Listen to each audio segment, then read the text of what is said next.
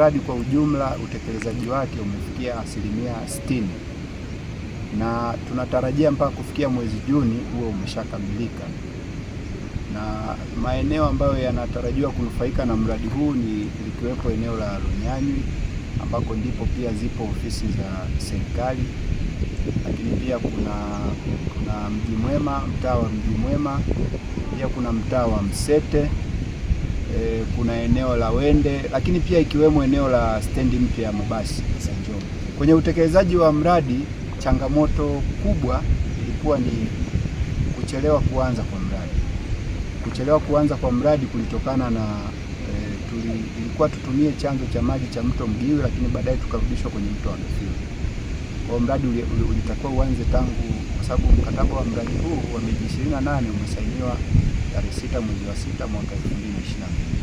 Sasa hizo taratibu zote hapo za kufanya majadiliano ya chanzo cha kutumia, na sababu mradi ni design build. Kwa hiyo kuja kuamua chanzo cha kutumia, sasa tukajikuta mradi umekuja kuanza mwezi Aprili mwaka 2024 baada ya maamuzi kutoka. Malengo ambayo tulipewa kwa maana ya kukamilisha mradi kwa wakati, kama nilivyosema, mradi huu kwanza unatekelezwa na serikali kupitia Wizara ya Maji. Lakini mradi pia una mtaalamu mshauri, una mkandarasi, lakini una mnufaika ambao ndio sisi MIWASA kwenye mradi. Tumekuwa tukiufuatilia mradi huu kwa karibu, lakini changamoto zingine pia ambazo zilipelekea kuchelewa kwa mradi ni kipindi cha mvua. Kwa mfano, shughuli za ujenzi hapa kwenye eneo la ujenzi wa tegeo la maji zilichelewa kidogo kuanza, lakini kama mnavyoona sasa hivi kumepiga hatua, na kazi kubwa zilizokuwepo ni za ujenzi ambao ndio huko hapa kwenye eneo la chanzo, lakini pia kwenye eneo la mtambo wa kusafisha na kutibu maji au tunasema water treatment plant. Shughuli za ujenzi wa water treatment plant zimeshakamilika, sasa hivi wako kwenye finishing, na laini kuu ya kilomita 1.9 niliyosema tayari mtaro umeshachimbwa na bomba zimeshaungwa na kulazwa. Kwa hiyo tunaweza kuona kwamba shughuli zilizobaki mpaka kufikia hiyo Juni ya mwaka huu, kama mkandarasi alivyokuwa ameahidi, nadhani anaweza kuwa ndani ya muda, kwa sababu kazi ambayo haijaanza kabisa ilikuwa ni uchimbaji wa laini zile za kusambazia huduma za kilomita 7. Kwa hiyo tuna imani kama alivyokuwa ameahidi kwenye ziara ya mwisho ya Mheshimiwa Naibu Waziri wa Maji kwamba watakamilisha kwa wakati kama walivyokuwa wameahidi, na sisi tunasimamia kwa karibu. Mimi naitwa Crispin Kalinga, ni mratibu wa mbunge jimbo la Njombe mjini. Kimsingi siku ya leo imekuwa siku njema sana kufanya ziara ya kutembelea mradi mkubwa wa miji 28. Kwanza Mheshimiwa mbunge alitaka kama ofisi tutembelee mradi huu wa miji 28 kujua maendeleo. Kimsingi tumeridhishwa na kasi ya mradi huu unaotekelezwa kwenye halmashauri yetu ya mji wa Njombe, pamoja na mvua nyingi ambazo zinaendelea kunyesha, lakini ukiona mradi unaendelea kwa kiasi hiki, manake ni hatua kubwa za wataalamu, lakini pia ni kwa namna gani serikali ipo karibu na mradi.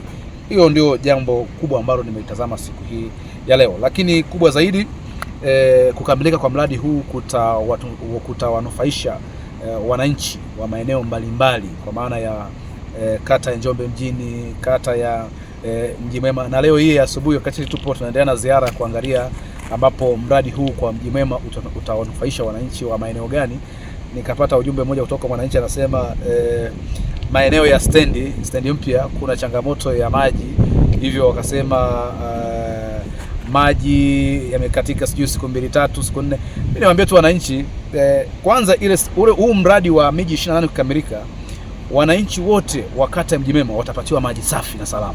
Hilo jambo la kwanza. Lakini jambo la pili, stendi yetu ya Mji Mwema kwa kipindi cha miaka 5 imeendelea kutoa huduma kwa wananchi vizuri bila wasiwasi, wala hakukuwa na kelele. Lakini niliposoma ile message kutoka kwa wananchi anasema kuna madimbwi. Haya mambo yanashangaza kidogo. Stendi yetu haina dimbwi hata moja. Ile stendi haina dimbwi. Hata hayo maji ya kuchota kwenye madimbwi sijui, labda kama mfananisha stendi, lakini kama stendi ya stendi kuu ya Njombe, mimi ninavyojua haina sehemu ambayo kwanza inatua maji yana uwezo wa kutuama kwenye maeneo hayo. Haina hayo maeneo. Stendi yetu imekuwa safi muda wote, kwa sababu ukituamisha maji maana yake unaweza kusababisha vimelea vya mbu kwenye hayo maeneo. Sasa sijui ni stendi ipi ambayo wameitazama. Lakini niwaondoe hofu tu wananchi na wasafiri ambao wenda baada ya kupata hizo jumbe tofauti kwenye mitandao ya kijamii, magrupu ya WhatsApp na maeneo mengine, kwamba stendi ile kimsingi siku kama 2 siku 3 hivi mota zinazosukuma maji kutoka chini pale, tuna visima kama viwili hivi zaidi ya mita 155 vimechimbwa pale stendi na vina maji ya kutosha. Mota zilipata hitilafu ya kiutaalamu, na mkurugenzi wa halmashauri baada ya kubaini changamoto ya hitilafu ya zile mota akafanya njia mbadala kuhakikisha maji yanafika kwenye yale maeneo. Na njia mbadala aliyofanya ilikuwa ni moja, kuhakikisha kwanza anatoa maji kwenye mto wetu wa Hagafilo, sio kwenye madimbwi. Unajua watu wameleta kama kwenye madimbwi. Anatoa maji kwenye mto ule wa Hagafilo, maji yanatuamisho, yanakuwa maji safi, yanaingizwa kwenye mtandao mzima wa maji pale halmashauri, kwa maana kwenye matenki ya maji. Na shughuli hiyo ilikuwa ikifanyika. Sasa walipoona wenda maji yanatoka kwenye gari yanaingizwa kwenye matenki, wakahisi kama wenda ndio kuua kwa stendi, kitu ambacho sio cha kweli.